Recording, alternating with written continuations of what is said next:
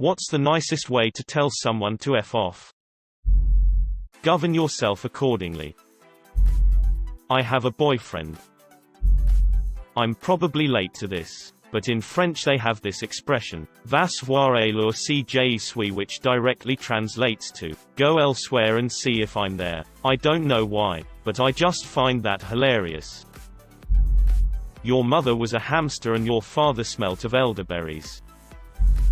So I maybe should have added context, but I figured keeping it vague would make it more fun for everyone. The question came from the fact that one of my roommates, despite being an objectively pleasant roommate, pays his bills, relatively clean, yada yada, is one of the most annoying people I've ever met. He feels the need to talk anytime me or our other roommate is in the room. I've dropped hints, been short, pretty much spelled it out for him that I'd prefer to not start a potentially 20-minute conversation when I'm just smoking a quick cig on the porch. But nothing phases this guy. I know I need to rip the band-aid off before I snap on him some night when I've had a bad day or something, but the fact that we live together and our leases are monthly, I really want to make sure I can articulate my point without coming off as an asshole. I'd love to hear what you have to say, but I don't have the energy, time to give you the focus you need right now. We'll talk later. If I threw you a going-away party, would you? Awfully bold of you to be within cumshot distance. My wife, who is normally one of the nicest people unless you're trying to pick her up or you're really irritating, told a coworker of hers, "Could you leave the room, please? I need to spend the next 15 minutes not listening to the sound of your voice." It's a good thing I make decisions for me, and you make decisions for you. One of my clients, a 5-year-old girl in OT, was trying to play a game that another child in the group session was leading. The other kid was making confusing rules and yelling at her when she got it wrong. She finally said very cool and collected, "I don't think this game is worth all the confusion." It was the most eloquent and polite you and your stupid game I've ever seen. The best view is your back when you walk out that door. "Hey man, I've got this sudden migraine coming on, so you're gonna need to skedaddle."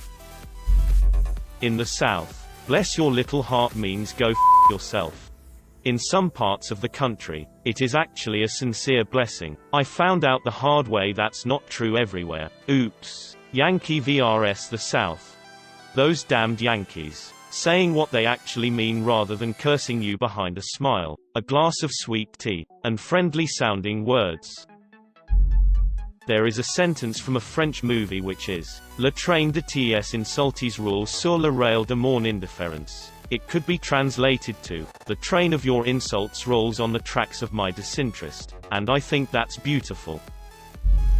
I worked at an auto shop. We had the most girls at our location, so basically we would deal with a lot of sexual harassment and sexism. Men would often say things like, "I don't want a woman working on my car." Anytime someone was shit to us because of our gender, my boss would just say no problem. He'd get in their car, pull it out, and tell them they're not welcome back. I'll take that into consideration, thank you. We have nothing further to discuss here, please see yourself out. Tell them I have a hard stop at X time, and when that time comes up you let them know you have to go. I did this as a kid in family therapy once. I can't help but notice it's 6. If I wanted to see you before insert time here, I'd seek you out myself.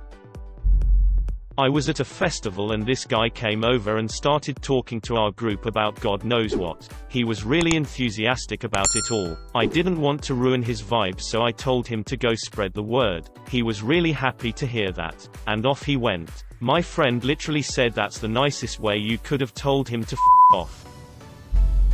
As a freelancer, this phrase can be so cathartic. I'm not sure my skills and your needs are well aligned at this time. Goodbye. Wanna be cake day buddies? Goodbye. Have a Disney day. To the people telling me it's have a magical day, just Google the Disney Day phrase and you'll see I'm not making this up. Obviously it isn't a sanctioned Disney phrase they're going to teach you in training. Thank you for your opinion. Someone else is probably a lot more interested in this. I kind of did it on accident yesterday. I pulled up to my house after grocery shopping, and as I was gathering bags from my car, somebody walked up trying to sell me discounted steaks. I told him I'm going to pass and he said no problem. I won't take up any more of your time, to which I replied I appreciate it. Oops. Felt like a dick. Don't call us. We'll call you. Congratulations. Due to your performance at this job, we have decided to promote you to customer.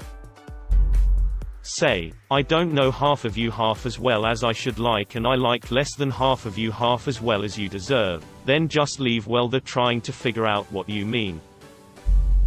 Stop acting like Alinity, and remove yourself from my vicinity. Try to get them to buy into this herbal detox company you're part of, where you sell recipes that people can make at home, so you don't need to carry stock yourself. But the real money is in bringing in others below you so you get a kickback from them. There's a small buy-in amount, but it's totally not a pyramid scheme. Insist on cash. Promise paperwork later. No proof of anything. They either leave because they know it's crap, or you make money. As per my previous email. Quote, I am choosing to end this conversation. I invite you to leave me alone. I don't hate you, but if I had water and you were on fire, I would drink it. Off is a direction in which you should kindly remove yourself from my presence. Message them this, then don't respond. Say you believe the earth is flat, then they will leave by themselves. For an on the phone one, just say gotta go, my fish is drowning. Click. Might take them a bit to figure that one out. Would you be so kind as to off? I will say good day sir. I said good day. Walks off briskly. I hope your day will be as pleasant as you. Best used right before you walk away in the middle of a conversation. Could you please consume oxygen elsewhere? We're running out of it here. A friend of mine was directing a student film in an isolated location at night.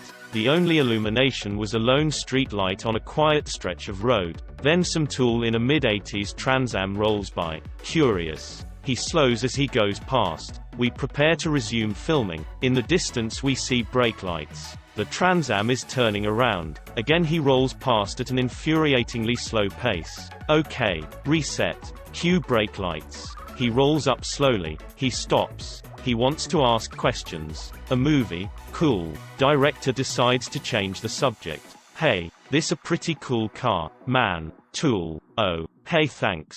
Director. Does it go fast? Tool. Yeah. Director. Let's see it go. No, I don't think I will. Take a long walk off a short pier. Your mom's calling you. Your mom's calling me. Your mom's calling we. A fellow comrade. I see.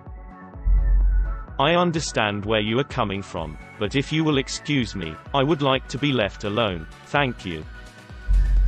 I think you've mistaken me for someone who gives a sh*t. Sincerest apologies.